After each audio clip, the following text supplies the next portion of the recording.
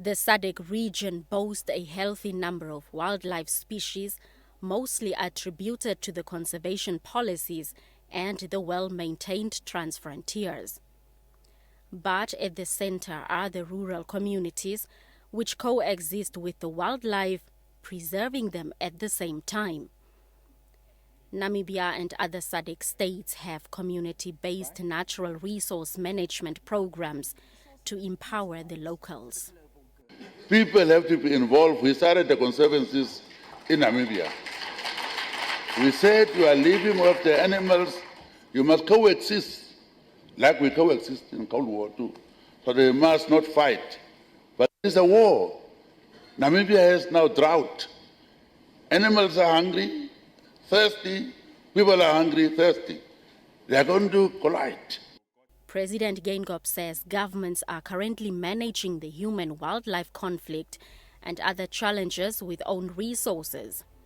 Therefore, if allowed to trade or sell some of the stockpiles of rhino horn and elephant ivory, the funds could be invested into conservation programs. Namibia and other SADC governments are sitting with stockpiles worth billions, which they argue is costly to maintain, but cannot trade due to the CITES moratorium.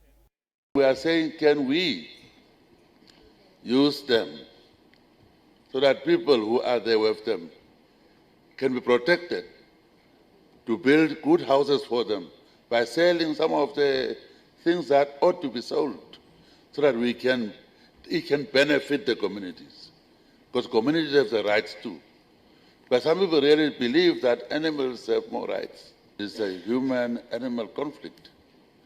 That's a big problem.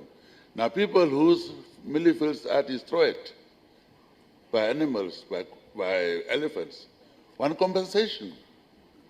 Where do you compensate them from? But if you could sell some of these ivory in a controlled way, use that in a kind of a ring-fence way, that's going to go to maintaining those people's properties, rebuilding their houses, building fences and so on. That could be the way we can address people's rights already.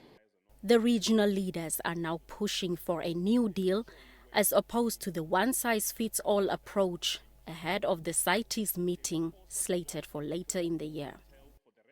A fundamental prerequisite could be this particular level of engagement and assurance of rights of all communities of Gaza. That becomes a standard. And this might start the nudging at the development of a framework which would guide investment. If you are to be an investor here, this is the level, extent of community engagement you would be in. So a standard would be established. Zimbabwe has about US $600 million worth of ivory and rhino horns stocks, most of which is from natural attrition of those animals. If we are allowed to dispose the same under agreed parameters, the revenue derived therefrom would suffice to finance our operational conservation efforts for the next 2 decades. Even the problems we've had, like poaching, conflict between human and animal in terms of space, such as agricultural usage and all these things, are because of lack of appreciation of the benefits that come out of wildlife.